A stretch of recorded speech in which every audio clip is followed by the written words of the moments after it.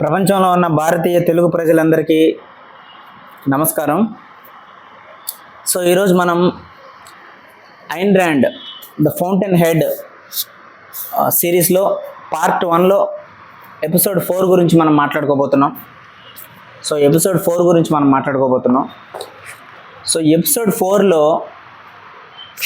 Again మనకి కొత్త characters అనేవి ఏమీ కనపడవు, కానీ ఉన్న క్యారెక్టర్సే మళ్ళీ వస్తాయి ఎపిసోడ్ 4లో. ఈ ఎపిసోడ్ 4 మొత్తం ఇద్దరు వ్యక్తుల చుట్టూ తిరుగుతుంది. ఒకటి హెన్రీ కెమెరాన్, 2 హోవార్డ్ రోర్క్. ఈ ఇద్దరు వ్యక్తుల మధ్య జరిగే సంభాషణే ఎపిసోడ్ 4.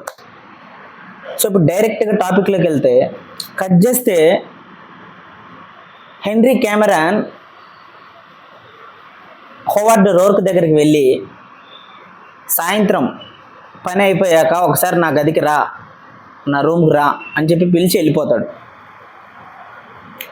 రోర్క్ దానికి చాలా మౌనంగా తలోపి ఓకే అని చెప్పి తన పని తాను నిమగ్నమై చేసుకుంటూ ఉంటాడు. సో అయితే అనుకున్నట్టుగానే పని అయిపోయిన తర్వాత హోవార్డ్ రోర్క్ హెన్రీ కెమెరాన్ రూమ్కి వెళ్తాడు.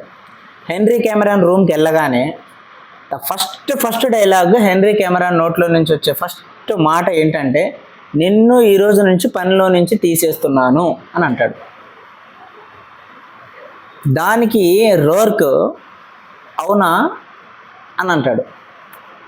అంటే హోవార్డ్ రోర్క్ క్యారెక్టర్ తీసుకుంటే దేనికి కూడా ఇమీడియట్గా రియాక్ట్ అవ్వడు అతను. So reaction is something different from response అనేది ఒక రకమైన సెటిల్నెస్ ఉంటుంది అనమాట. రియాక్షన్లో అట్లా ఉండదు. మనం ఇమీడియట్గా రియాక్ట్ అవుతాం. అది అసలు ఎందుకు అన్నాడో దేనికి అన్నాడో అని కనీసం తెలుసుకోకుండా కొన్ని విషయాలకి ఇమీడియట్గా రియాక్ట్ అవుతాం. కానీ హెన్రీ కెమెరాన్ నిన్ను పనిలో నుంచి తీసేస్తున్నాను అని అనగానే హోవార్డ్ రోర్క్ చాలా నెమ్మదిగా అవునా అని అన్నాడు. సో అక్కడ అతని యొక్క రెస్పాన్సివ్నెస్, దేన్నైనా సరే అతను తీసుకునే విధానం అక్కడ మనకు కనబడుతుంది. సో అవునా అంటాడు. అవును, ఎందుకు అని అడుగుతాడు. అప్పుడు చెప్తాడు, హెన్రీ కెమెరాన్ చెప్తాడు హోవార్డ్ రోర్క్, నువ్వు చాలా తెలివైన వాడివి, నువ్వు చాలా సమర్థుడివి, నీకు నాకన్నా ఇంకా మంచి కంపెనీలు, నాకన్నా ఇంకా పెద్ద వాళ్ళు నీకు ఆఫర్లు ఇవ్వడానికి రెడీగా ఉంటారు. సో దయచేసి నువ్వు అక్కడికి వెళ్ళిపో. నీ సామర్థ్యాన్ని, నీ శక్తిని, నీ బలాన్ని ఇక్కడ వృధా చేసుకోవద్దు. ఇక్కడ ఉన్న ఎంప్లాయీస్ కానీ, ఇక్కడ ఉన్న వాతావరణం కానీ నిన్ను ఎదగనివ్వదు. రేపటి రోజున నా స్వార్థం కోసం నిన్ను ఉపయోగించుకొని నువ్వు ఎదగాల్సిన స్థాయి కన్నా ఎదగకుండా నిన్ను తొక్కేసిన వాడిగా నాకు నేనుగా భావించుకొని బాధపడలేను.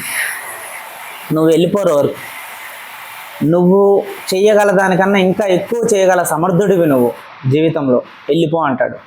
నాకు ఈ మాటలు చదువుతున్నప్పుడు అసలు నాకు ఎంత ఇన్స్పిరేషన్గా అనిపించిందంటే,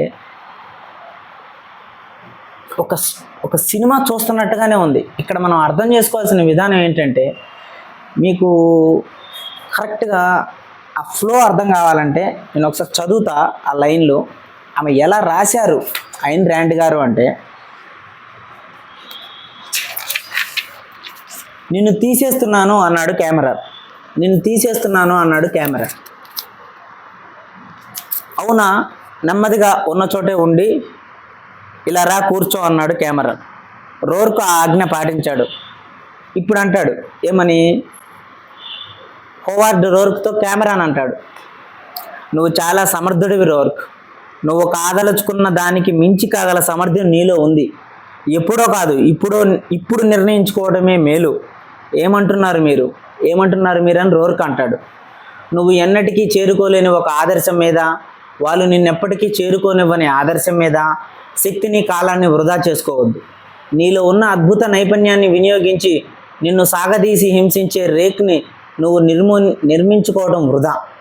రోర్క్, ఇప్పుడే అమ్మేసేయి. దేన్ని అమ్మేయమంటున్నాడంటే, నీకున్న ప్రతిభని. తర్వాత ఇలా ఉండదు. ఇప్పుడు నీలో పుష్కలంగా ఉంది. వాళ్ళు దేన్ని కొనదలుచుకున్నారో అది నీలో ఉంది. దాన్ని వాళ్ళు కోరినట్టు వాడితే పుష్కలంగా డబ్బు వస్తుంది. వాళ్ళని అంగీకరించి రోర్క్, రాజీ పడిపో. ఎందుకంటే తర్వాత ఇలా చేయకుండా ఇలా కాకుండా ఉంటే బాగుండేది అని నువ్వు విచారించేవన్నీ అప్పటికే ముగిసిపోయి ఉంటాయి. నీకు తెలియదు, నాకు తెలుసు, ఆ స్థితి తెచ్చుకోకు, నన్ను వదిలే, ఎవరి దగ్గరికైనా పో అని అంటాడు. నేను అర్ధరాత్రి 1ంటికి ఈ బుక్ చదువుతున్నప్పుడు ఈ డైలాగులు ఎంత స్పష్టంగా ఎంత బలంగా రాశాడంటే, స్క్రీన్ ప్లే అంటే ఇలా ఉంటుంది అని అర్థమైంది.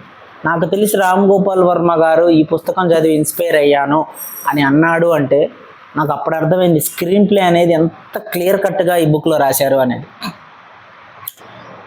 సో టాపిక్లోకి వెళ్తే, వెళ్ళిపో అన్నప్పుడు మీరు కూడా అదే పని చేశారా మీరు వయసులో ఉన్నప్పుడు అని అడుగుతాడు. దానికి ఎదురుగా తిడతాడు కెమెరాన్ రోర్క్ని, నువ్వు ఇంత మూర్ఖుడు ఏంటి, ఇంత పొగరు ఉన్నాడు ఏంటి, నువ్వు చెప్పేది వినవా, అర్థం చేసుకో, నువ్వు ఇక్కడే ఇలాగే ఉంటే ఈ సమాజం నిన్ను ఎలా చూస్తుంది అంటే, డబ్బు లేని వాడిని సమాజం లాగా చూడదు, ఈ సమాజంలో అందరికంటే ముఖ్యంగా అన్నిటికంటే ముఖ్యంగా కావాల్సింది డబ్బే. నువ్వు ఈ ప్రతిభను నా దగ్గర పెట్టుకొని నీకున్న స్థాయి కన్నా తక్కువ స్థాయిలో నువ్వు వర్క్ చేస్తే రేపటి రోజున నువ్వు ఎక్కడికైనా వెళితే అక్కడ వాళ్ళు నీ స్తోమత ఏంటి, నీ వెనకాల డబ్బులు ఎంత ఉన్నాయి, నీ ఆస్తి ఎంత ఉంది, నీ యొక్క బ్యాక్గ్రౌండ్ ఎంత ఉంది అని నీకెళ్ళి ఒక చిన్న చూపు చూస్తారు. ఆ చిన్న చూపు చూసినప్పుడు నువ్వు నీ వైపుగా నిన్ను ఒకసారి చూసుకొని, ఎందుకు నేను ఇంత పేదరికంలో బతుకుతున్నాను, ఎందుకు నేను ఇంత టాలెంట్ పెట్టుకొని డబ్బు ఏం సంపాదించలేని స్థితిలో ఈరోజు ఇలా ఉండిపోయాను అని నీకు నువ్వు విమర్శించుకొని, ఈ విమర్శలోకి ఇంకెవరైనా పాత్ర ఉందా అని అంటే, నేను పలానా కెమెరాన్ దగ్గర పనిచేయడం వల్లనే ఇలా అయ్యాను అని పశ్చాత్తాపపడే రోజు రాకముందే ఇప్పుడే మారిపో రోర్క్ అంటాడు. నీలో ఉన్న శక్తిని ఇప్పుడే అమ్ముకో రోర్క్, నీలో పుష్కలంగా ఉంది టాలెంట్. మనం అంటాం కదా ఇల్లు ఉన్నప్పుడే దీపం చక్క పెట్టుకోవాలని, ఇంత టాలెంట్కి నీలో ఉన్న టాలెంట్ని ఎంత డబ్బైనా కొని ఆ డబ్బుని నీ కోసం ఖర్చు చేసే పెద్ద పెద్ద వ్యక్తులు ఉన్నారు, వాళ్ళ దగ్గరికి వెళ్ళు. నా దగ్గర ఉంటే నువ్వు కేవలం ప్రతిభను ఉపయోగించుకునే స్థాయి కాకపోగా నీకు డబ్బు కూడా రాదు రోర్క్, నా దగ్గర నుంచి వెళ్ళిపో, నన్ను అర్థం చేసుకో, నేను చేసిన తప్పే నువ్వు చేయొద్దు అని అంటాడు. అంటే దానికి రోర్క్ ఇమీడియట్గా ఏం సమాధానం ఇస్తాడంటే, మీరు అలా చేశారా వయసులో ఉన్నప్పుడు కెమెరా అని అంటాడు. అంటే నువ్వెంత పొగరబోతువి, నాకే తిరిగి సమాధానం చెప్తున్నావు, నేను నీ సామర్థ్యం గురించి చెప్తున్నా, అది మాత్రమే విను అంటాడు. ఏదో ఒక రోజు నువ్వు ఒక రెస్టారెంట్లో కూర్చొని నీ చేతుల వైపు ఇలా చూసుకుంటూ ఉండి నీ చేతులను నువ్వే చితగొట్టుకోవాలి అని అనిపిస్తుంది నీకు. ఎందుకో తెలుసా, ఈ చేతుల్ని నువ్వు డబ్బు సంపాదించడానికి అనుగుణంగా, ఐశ్వర్యవంతుడు కావడానికి అనుగుణంగా ఉండే అవకాశం ఉండి కూడా ఈ వేళ్ళని నువ్వు ఉపయోగించుకోలేదు అని. అంటే ఈ వేళ్ళని అంటే డ్రాయింగ్ వేసే రాయని, ఆర్కిటెక్చర్ కాబట్టి డ్రాయింగ్ వేయడానికి కానీ, డ్రాఫ్టింగ్ వేయడానికి కానీ, ఆర్కిటెక్చరల్ బ్లూ ప్రింట్స్ వేయడానికి కానీ ఈ వేళ్ళనే కదా ఉపయోగించేది. ఈ వేళ్ళను నువ్వు తగిన స్థాయిలో నన్ను ఎందుకు ఉపయోగించలేదు అని ఈ వేళ్ళు నిన్ను వెక్కిరిస్తాయి. అలాంటి స్థాయికి నువ్వు వెళ్ళకు. నాలాంటి వాడి దగ్గర పనిచేస్తే నీకేమొస్తుంది, మంచి డబ్బున్న వాడి దగ్గరికి వెళ్ళిపో. ఎందుకంటే నా స్వార్థం కోసం ఒక ప్రతిభ కలిగి ఆకాశం అంత స్థాయికి ఎదగగల వ్యక్తిని నా స్వార్థం కోసం నేను నా దగ్గర ఉంచుకోలేను, నువ్వు చాలా సమర్థుడివి రోర్క్, నువ్వు వెళ్ళిపో అంటాడు. దానికి రోర్క్ ససేమెరా ఒప్పుకోడు. ఒక డైలాగ్ అంటాడు రోర్క్ దానికి, లేదండి నేను వెళ్ళను, మిమ్మల్ని తిరిగి మీ ప్రథమ స్థానంలో నా జీవితం ముగిసేలోపు మిమ్మల్ని తిరిగి మీ ప్రథమ స్థానంలో నుంచోబెట్టే వరకు నేను ఇక్కడి నుంచి వెళ్ళను అంటాడు. వాట్ ఏ డైలాగ్ అసలు, వాట్ ఏ డైలాగ్. అసలు చదువుతుంటేనే ఒక రకమైన చెప్పాలంటే ఒక రకమైన బాడీ షేక్ అయింది నాకు రాత్రి. మిమ్మల్ని తిరిగి మీ మొదటి స్థానంలో నా జీవితం ముగిసే లోపు మిమ్మల్ని తిరిగి మీ మొదటి స్థానంలో కూర్చోబెట్టే వరకు నేను ఇక్కడి నుంచి వెళ్ళను అంటాడు. ఆ డైలాగ్ చూస్తారా మీరు, ఇక్కడి నుంచి వెళ్ళను అనే డైలాగ్. ఆ డైలాగ్ మీరు ఒకసారి చూడండి, అది ఎంత పవర్ఫుల్గా ఉంటుందంటే,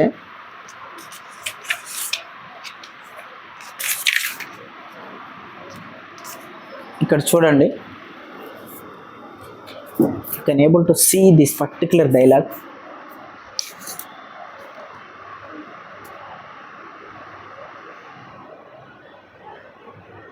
నా జీవితం ముగిసే వరకు ఈ ఆఫీస్లో ఈరోజు మీరున్న విధంగా ఉండగలిగితే దాన్ని నా అర్హతకు మించిన గౌరవంగా భావిస్తాను. చూడండి, రోర్క్ లేచి డెస్క్ మీద పడుతున్న కాంతికి అడ్డుగా నిలబడ్డాడు. నా జీవితం ముగిసేసరికి ఈ ఆఫీస్లో ఈరోజు మీరున్న ఈ విధంగా ఉండగలిగితే దాన్ని నా అర్హతకు మించిన గౌరవంగా భావిస్తాను అన్నాడు. So how honesty he is. అసలు అంటే అతనికి హెన్రీ కెమెరాన్ మీద ఉన్న భావం, భక్తి ఎలాంటిది? మిమ్మల్ని తిరిగి మీ ప్రథమ స్థానంలో నుంచోబెట్టే వరకు, నా జీవితం ముగిసేసరికి మిమ్మల్ని నేను మీ ప్రథమ స్థానంలో నుంచోబెడితే అది నాకు అర్హతగా భావిస్తున్నాను అంటాడు. హౌ లాయల్టీ అనే ఒక క్యారెక్టర్ మనకి రిజంబుల్ అవుతుంది ఇక్కడ రోర్క్లో. కానీ హానెస్టీ అనేది హెన్రీ కెమెరాన్ క్యారెక్టర్లో మనకి రిజంబుల్ అవుతుంది. సో అలా అన్నప్పుడు దానికి బదులుగా హెన్రీ కెమెరాన్ సరే కూర్చో అంటాడు గట్టిగా, కూర్చో, నువ్వు ఎంత చెప్పినా వినవు, నువ్వు మొండివాడివి అని చెప్పని, సరే రేపు మనం గ్రామంలో కట్టే ఇళ్ళ గురించి నువ్వు డ్రాఫ్ట్ గీసావు కదా, ఆ డ్రాఫ్ట్ చాలా బాగా గీసావు, కానీ వాటిలో చాలా మార్పులు ఉన్నాయి. ఈ మధ్య నువ్వు చాలా కష్టపడుతున్నావు డే అండ్ నైట్, ఈరోజు రెస్ట్ తీసుకొని తొందరగా ఇంటికి వెళ్ళిపో, రేపొద్దున నువ్వు గీసిన ఈ డ్రాఫ్ట్స్లో కొన్ని చిన్న చిన్న మార్పులు ఉన్నాయి, ఎలా చేయాలో నీకు నేను చెప్తాను, ఆ మార్పులు ఎక్కడ చేయాలో, ఇప్పటికైతే నువ్వు ఇంటికి వెళ్ళిపో అంటాడు. దట్స్ ఆల్ అండి. అక్కడితో ఎపిసోడ్ 4 కంప్లీట్ అయిపోతుంది. సో ఎపిసోడ్ 4లో మెయిన్గా మనం తీసుకోవాల్సిన ఇన్స్పిరేషన్ పాయింట్లు 3 ఉన్నాయండి. మొదటిది హానెస్టీ, రెండోది అకౌంటబిలిటీ, మూడోది లాయల్టీ. మొదటిది హానెస్టీ ఎవరిది? హెన్రీ కెమెరాన్ది. తనకన్నా ఇంకా ప్రతిభ ఉండి తను ఇచ్చే జీతం కన్నా ఇంకా ఎక్కువ జీతానికి ఇతను సంపాదించగలడు, ఇంకా ఎక్కువ స్థాయికి ఇతను వెళ్ళగలడు. నా స్వార్థం కోసం ఇతని స్థాయికి తగ్గించి ఇతని రెక్కలని తుంచేయటం అనేది నాలో ఉన్న స్వార్థానికి, నాలో ఉన్న స్వార్థపరుణ్ణి సూచిస్తుంది. వద్దు, నిజమైన గురువు అంటే ఎప్పుడు కూడా తన దగ్గర నేర్చుకున్న విద్యార్థి రెక్కలతో ఆకాశం అంచులకి ఎగరగలటానికి కావలసిన స్వేచ్ఛతో పాటుగా తాను ఎదగగలిగిన స్థాయికి అవకాశం ఉన్నప్పుడు తనని వెళ్ళు అని అంగీకరించటమే గురువు యొక్క లక్షణం. అది నిజాయితీ. కానీ ఈ రోజుల్లో అలా జరుగుతుందా? తన స్వార్థం కోసం తక్కువ జీతం, ఎవరితో అయితే టాలెంట్ ఉంటుందో వాడికి జీతం పెంచరు, కానీ వాడి టాలెంట్ను ఉపయోగించుకుంటారు వాడి స్వార్థం కోసం. కానీ హెన్రీ కెమెరాన్ ఇక్కడ అలా చేయలే. నువ్వు వెళ్ళిపో, నువ్వు చాలా సమర్థుడు, నువ్వు చేయగలిగిన దానికన్నా ఇంకా ఎక్కువ చేయగలవు, నీ వయసు అయిపోయిన తర్వాత ఎందుకు చేయలేకపోయినా అని బాధపడతావు, రోర్క్ వెళ్ళిపో అన్నాడు. అది నిజాయితీ. 2 అకౌంటబిలిటీ. ఎంత జీతమైనా నాకు ఇవ్వని ఒక వ్యక్తి దగ్గర నేను పనిచేస్తున్నప్పుడు ఆ వ్యక్తి ఇచ్చిన పనిని నేను చిత్తశుద్ధితో, జవాబుదారీతనంతో నేను పని చేయాలి అని చెప్పి ఒక అకౌంటబిలిటీ. డే అండ్ నైట్ కష్టపడి తనకిచ్చిన పనిలో 100% అవుట్పుట్ బెస్ట్ని ఎలా ఇవ్వాలి అని పని చేస్తున్న హోవార్డ్ రోర్క్ అకౌంటబిలిటీ ఇక్కడ మనకు అర్థమవుతుంది. మూడోది లాయల్టీ. అంటే నువ్వు ఇంకా సామర్థ్యం ఉంది కాబట్టి నువ్వు ఎంతో డబ్బు సంపాదించగలవు, ప్రపంచ సంపన్నుడు అవ్వగలవు, నువ్వు పెద్ద గొప్ప వాళ్ళు నిన్ను ప్రథమ స్థానంలో ఉంచుతారు, ఎంతో అవకాశం ఉంటుంది, నీ రెక్కల్ని తుంచేసి ఆ పాపాన్ని నాకు ఇవ్వద్దు రోర్క్, నువ్వు వెళ్ళిపో అంటే, మీరు అలా చేశారా వయసులో ఉన్నప్పుడు? మీరు కూడా అలా చేశారా వయసులో ఉన్నప్పుడు? లేదు కదా. మిమ్మల్ని నేను నా జీవితం ముగిసేసరికి నేను మిమ్మల్ని మొదటి స్థానంలో కూర్చోబెట్టే వరకు నేను మీ దగ్గర నుంచి వెళ్ళను అంటాడు. లాయల్టీ అంటే అదండి, కట్టుబడటం, ఒక వ్యక్తికి కట్టుబడటం. I mean dedication in morality. నైతికతని డెడికేషన్ రూపంలో చూపిస్తే దాన్ని లాయల్టీ అంటారు. ఒక వ్యక్తికి మనం నిబద్ధతతో పనిచేయటం, ఆ వ్యక్తి కష్టాల్లో ఉన్నప్పుడు ఆ వ్యక్తిని వదిలేకుండా వెళ్ళిపోవటం, దీన్ని నిబద్ధత అంటారు. ఈ నిబద్ధతని నైతికతతో కలిపితే దాన్ని లాయల్టీ అంటారు. సో ఈ 3 అకౌంటబిలిటీ, హానెస్టీ, లాయల్టీ, ఈ 3 విషయాలు మనకి రోర్క్ అండ్ హెన్రీ కెమెరాన్ క్యారెక్టర్లో మనకి స్పష్టమవుతున్నాయి. సో చాలా బాగుంది. ఒక్కొక్క క్యారెక్టరు మనకి జీవితంలో ఒక్కొక్క లక్షణాన్ని మనకి రిప్రజెంట్ చేస్తుంది. ఇందులో ఏ క్యారెక్టరు, ఏ లక్షణాలు ఉంటే మనం జీవితాన్ని మనం ఆచరణలోకి తీసుకొచ్చి బాగుపడగలమో ఆ లక్షణాలని మనలో ఇంప్లిమెంట్ చేసుకోవడానికి, ఆ లక్షణాలను మనం అర్థం చేసుకోవడానికి, కనీసం ఆస్వాదించే రూపంలో అయినా మనం దీన్ని అర్థం చేసుకొని కనీసం ఈ క్యారెక్టర్స్ని ఆస్వాదించాలని నేను కోరుకుంటున్నాను. So that's all for today. మళ్ళీ మనం ఎపిసోడ్ 5లో మనం మళ్ళీ కలుద్దాం. అప్పటి వరకు సెలవు. నేను రాకింగ్ రవి, తెలుగువాడిని. జై హింద్, జై భారత్.